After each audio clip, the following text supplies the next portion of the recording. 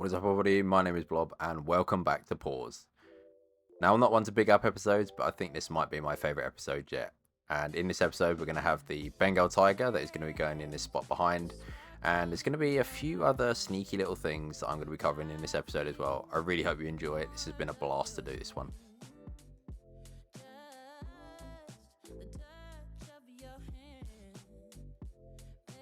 That's right. Welcome back to Pause. Now, it's been about 2 weeks, and the reality of the situation is that the actual habitat portion of this video actually only took me about 2 days. It's the stuff other than the habitat that has taken me a lot more of my time, but I'll be getting into that more later on in this video. Just in the background here, I'm starting off with some indoor viewing. I want some indoor viewing for the Bengal Tigers. I end up using the Amber Leopard indoor viewing, but I obviously just sort of tweak it a little bit to make it suited to the Bengal Tiger. I think the doorway still needs making a little bit wider, but given that there's only going to be one tiger in here as opposed to the two, which is obviously the Amber Leopards, I do end up having to make the adjustment there so that you've not got these two separate cells and instead just one larger room for the tiger to sit in if need be. Now, I'm going to have to ask for your forgiveness in a few moments, and that is because I made a bit of a blunder. I was using O.B.S. to record this episode because Shadow Play has been an absolute pain to work with recently that I've just made the switch over to O.B.S.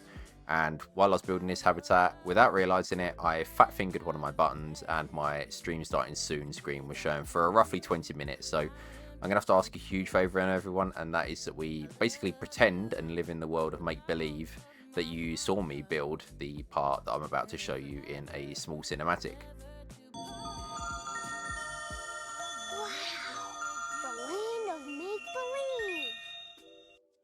Again, I apologise. These blunders are getting very tiresome for me as well. But yeah, I'm afraid you're just going to have to humour me on this occasion, and hopefully that you forgive me with the other stuff that's going to come forward in this episode as well. But this is it. It's sort of just this perimeter fence. I was going to do a mix of concrete and this mesh fence, but I sort of thought I like the idea of having this trail that the tiger can walk alongside you as you walk down the path toward where the caracal viewing is, and it really, I think, is going to be a good way of being able to see the tiger. But just as soon as I show you that cinematic, I'm deleting these fences, and that's because someone said that they wanted them on the workshop. I'll put the link in the description if you also want it. But I remade them using some of the wooden beams that you can actually recolor. The ones that you saw there and the ones that were there before, they were old pieces that weren't flexi-color. So these ones are flexi-color, and you can recolor these, which is really nice. I then ended up moving on to what's probably going to be the most infuriating part of this whole build, and that is a swimming area. Bengal Tigers are quite prolific swimmers. They're well known for their swimming prowess as well, and I wanted an area for them to be able to swim in. So much like the Jaguar habitat, this is going to have a large swimming area for the guy that's going to go in here. And it was super finicky to do because I'm sort of lining the glass up along with the viewing area where that's going to be, and then have to try and get the water to sit flush with the ground behind it as well. The ground behind it is slightly raised, but trying to do that can be very, very tedious, but hopefully I can explain how I did that here. The first thing I always do is I tend to make a complete circuit using these glass pieces. That way I can see where the level of water will go to. If you don't know, water in this game will place incrementally. You can't place it at whichever level you want. It would be set in stages. I can't remember what these stages are, but that's what this red box is here to indicate. I've put the water in, it's at the level that I want, and then it means I can go along and terraform the land just above that red square, so that I know that when I put the water in, it will sit flush with the glass, but it will also be flush with the land, and that way I don't have to worry about the glass at the back here being in the way.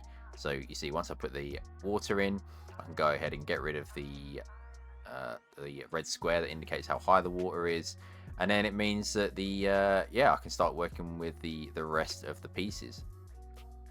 In this instance, I chose to work with the plaster pieces. They're probably a little bit overused by me, but I think they were the ones that offered me the best versatility at the time. And here I end up just making like a a ridge that goes around the edge, and then it slants down so it goes into the ground as well. End up copying this all together, make a group of it, and then I go and place it all around the whole thing. Do not delete the glass though at this point. The glass is still very much important to this whole process because you're still editing the terrain around the glass as you go. I'll be honest, I don't think you can do this unless you're using free build. So if you're not using a free build, this could be an extremely difficult and painful process, but hopefully it's one that you can still achieve if you've got the patience to do so. But if you're using free build, you can go through and you can basically level the terrain, obviously without the water there, so that you can get this nice clean bank running all around the edge of the rim like I'm doing here with the plaster. So I end up putting the plaster all the way around the edge like I want it to. It sits flush, it flows into the ground so that the tiger can get onto here with no jumping animations, because the jumping animations, I will admit, they're kind of horrible to look at. I've been trying to minimize the amount of it going on. And in here I just go to the smooth flatten to foundation tool, sorry, and then you see me here just lowering it all down so that it's all flush to one level and it looks really, really clean. This is just so that I can then place a floor afterward as well. Just make sure you're checking your bits at the back as well, because sometimes when you're flattening the terrain at the bottom of the pool, it will then have an impact on the bit that leads up to the pool that slopes up as well. So just make sure you're checking both of those things as you're going through this. I then copy one of these sections and I move it to the front of the habitat, making sure it's just a little bit raised. That's so that I can have a, when I do the floor portion of this, I can make it a little bit lower than this viewing step, as it were, but it's not really a step because it's a ramp, because we obviously want to be ADA compliant. We want to have accessibility available to everyone who wants to be able to have a look. So, and then you see here, I just flatten these down and then I just go around and I basically spam these. I basically go through and spam these plaster pieces absolutely everywhere so that it's covering the whole bottom. And then just do a little bit of the push tool for these. You see where the dirt sticks through, where the wall and the floor meet? Just use the push tool on a very low intensity, like a 20-30%, and that should be able to just like push those little kinks out of it. Now, the one problem to what I'm doing here, how I'm placing these plaster pieces to make the floor, is that you are going to end up with some Z fighting. So luckily the freeboard mod has a nice feature in where you can just do a little hotkey and it will fix any of your Z fighting. Again, if you're not using free build, this is easily fixable. It just takes a little bit longer to do. So don't fret if you are getting the Z fighting and you don't know how to fix it. It's possible to do. But yeah, once the whole bottom is coated, I end up I start working on the actual viewing of the this habitat as well. And again, I have referenced the jaguar habitat in this episode a couple of times already, and I end up doing the same thing again. I end up going and collecting the shelter portion for the glass because it's roughly the same sort of length. So I thought, do you know what? I can take it, I can work with it, I can adjust it to make it different. But again, work smarter, not harder. There's absolutely no reason for me to build something completely from scratch when I've got something in the sanctuary that's already usable that I can tweak to the needs of the tiger. But I go across, group everything together like you can see me doing here in the background, and then bring it over. And I will admit I did try this a couple of times, lining it up at both ends so that it sat completely flush to the glass and that the glass went through all of the different window supports you can see here. It actually was quite finicky, so this did take me a couple of attempts, but I did manage to do it in the end.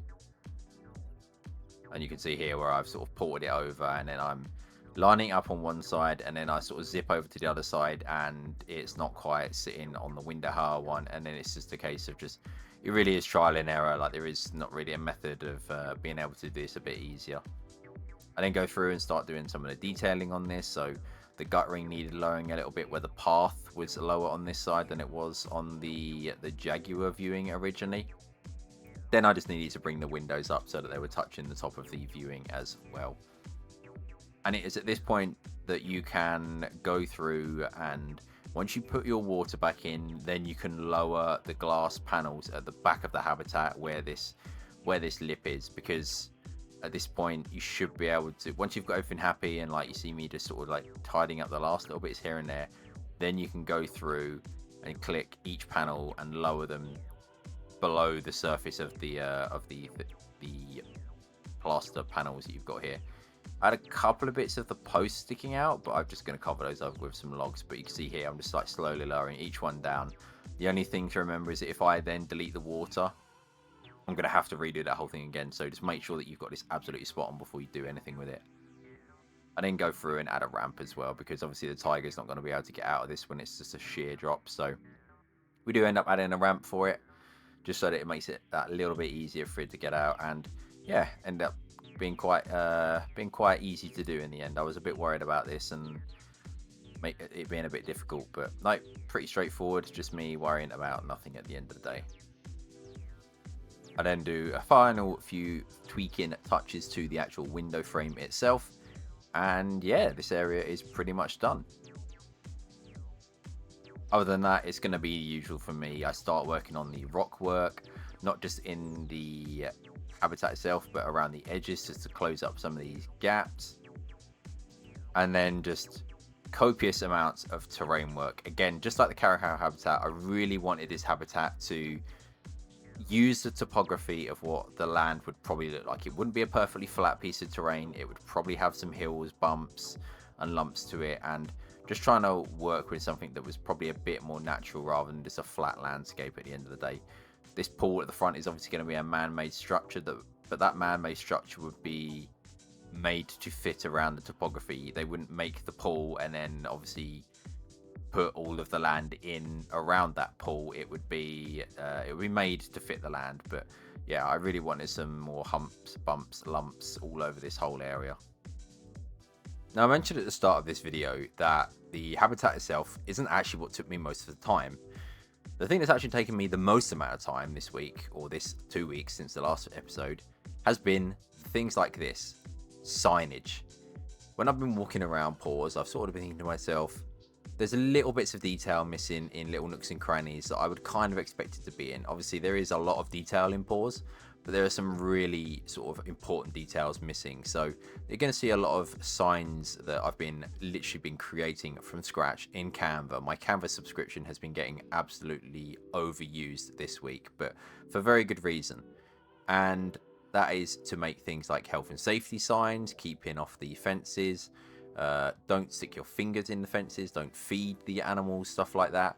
But most importantly, the educational signs. I've been so particular about these since the day I started trying them, and we're talking nearly a year that I've been trying to get these right.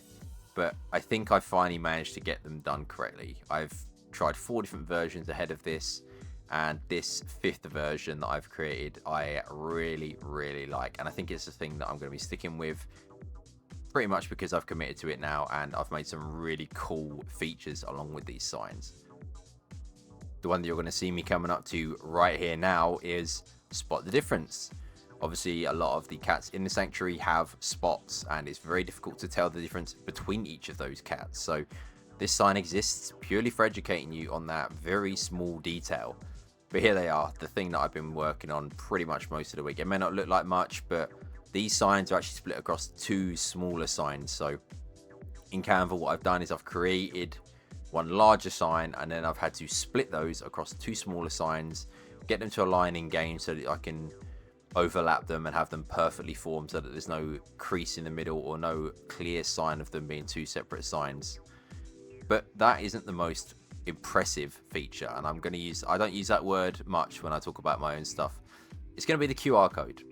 Now, in the past, if you've seen these signs floating around and you've scanned the QR codes, you've probably been rickrolled, and I do apologize for that. But now these actually work. And when I say they work, if you scan it right now, you can see the caracals in the background here. They've got names now. If you want to find out what the names of those caracals are, pause the video right now, scan the QR code, and it will take you to the page that will tell you what their names are. And comment those names down below just so that I know that you know that that QR code is working and that you was able to find out what the names are. Now you're probably wondering, wow, what a pathetic use of time.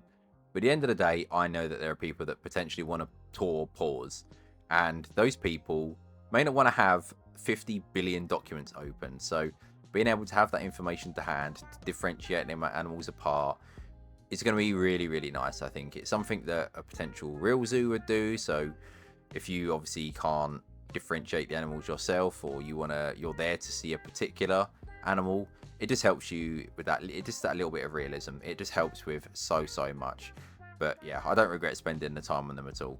But these signs are in the zoo now, and they're everywhere. The only ones aren't in at the moment are the Siberian tiger and the snow leopard, and that's purely because these habitats aren't built yet. But the combination of lions signs, the ones that I created, and all of these other health and safety signs and red tape signs, if that's what you want to call them, all come together along with all the other features in P.A.W.S that I think are really going to make the difference when it comes to its end, which is incredibly soon.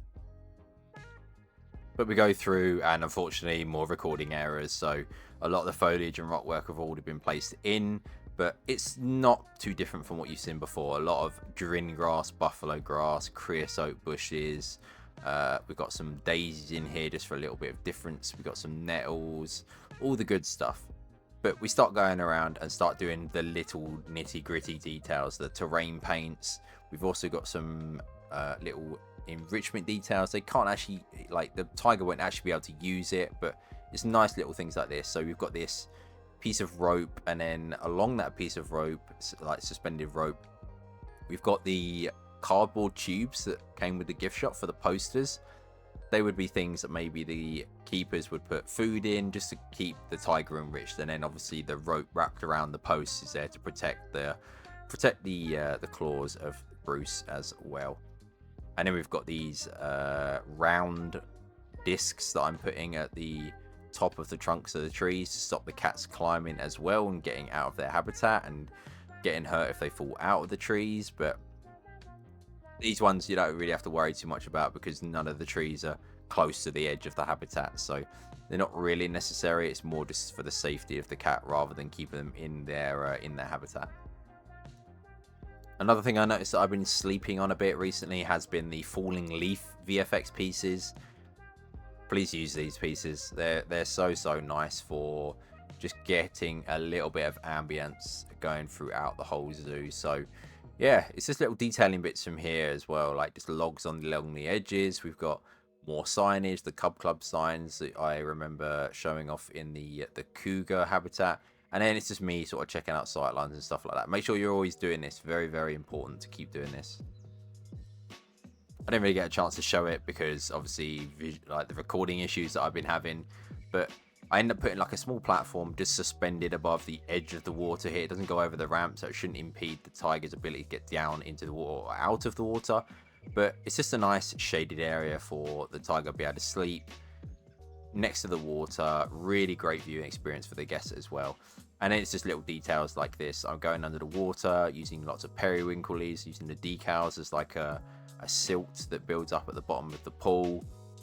I put some vents in here as well. If they were to drain the pool, then it makes it a lot easier to do for cleaning. There are pipes as well that are in this as well that also make it easier to fill back up. Just little details here and here that just make it really more believable at the end of the day. Now, I am going to be leaving this area here slightly, and this is the area just behind where you enter the habitat. And that is because I'm going to be doing some heavy renovations to this area, just so it's like paved over and it just melds all together. It's going to be this side as well as the other side where the jaguar entrance to the habitat is. So these areas, I'm just going to leave them as they are for now. I'm going to do this in my own time because it's not very interesting to watch. But here we're just going to do a quick fly around the habitat. Really happy with how it turned out. Obviously, like I say, ignore the obvious gate in the corrugated iron there, but that'll get sorted. But yeah, the habitat turned out exactly how I wanted it to. Did some rigorous testing with it yesterday as well, and pretty much everything in this place is functional. All of the enrichment items.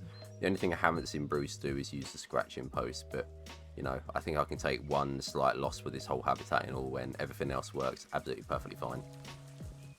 A quick mention to the next video as well. The next video is going to be the start of the snow leopards. I was going to do Siberian tigers, but I thought I don't really want to do back-to-back tiger episodes. So the next 2 episodes are probably going to be dedicated to the snow leopard, the exterior building, and then the interior of the building as well. Then we'll move into the Siberian tiger, and then depending on what Frontier have got up their sleeves for us.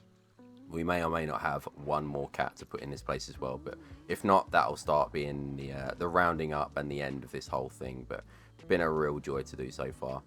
Speaking of joys, this statue here on the left is built by Nausicca. I'll put a link to that in the description as well. I asked them if they were able to do something for me, and they smashed it out the park beyond all expectations. But that's going to be the end, and I've caught some cinematics for you to watch as well of Bruce just at the end. So thank you so much for watching. Peace out. I love you all. Bye bye.